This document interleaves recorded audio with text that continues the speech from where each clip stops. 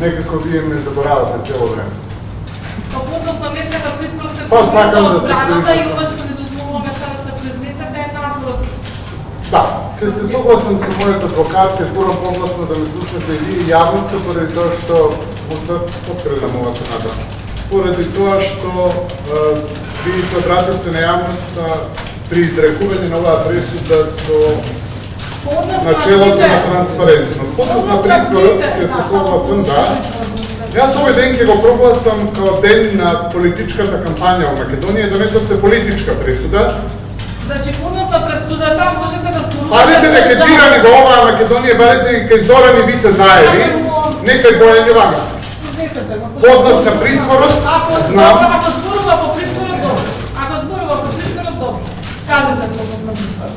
Ако планирате да зборувате по однос на одлуките, тоа можете во жалба да направите, а ние од тука. Тоа знам, не учите цело време. И па никако да научите. Ајде. Ама тоа значи сте имали пресудата и притворот. Ќе ме бркате насилно или ќе ме оставите да зборам? Ако зборувате за притворот, ќе силите, ако не, ќе излизате. Сметам дека притворот кој што ми беше предавен, беше тенденциозен, сите овие месеци беше покажан и докажан и од ваша страна, дека се работи не за обелување на правосудниот систем, туку преку мојот притвор се покажа илиус, односно не сврзани садови, туку сплеткани Значи, средства. ако имате да кажете Барам, што поради што треба да се укине притворот, повелете.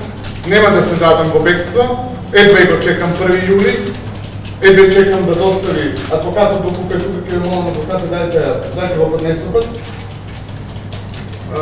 Едва чекам да дозволите да отидам во јавното обвинителство овие денови, да ги пријавам сите кривични дела, за сите вистински сторители на кривични дела во оваа земја, доколку ми дозволите ќе ви го дадам ова ден. На крај.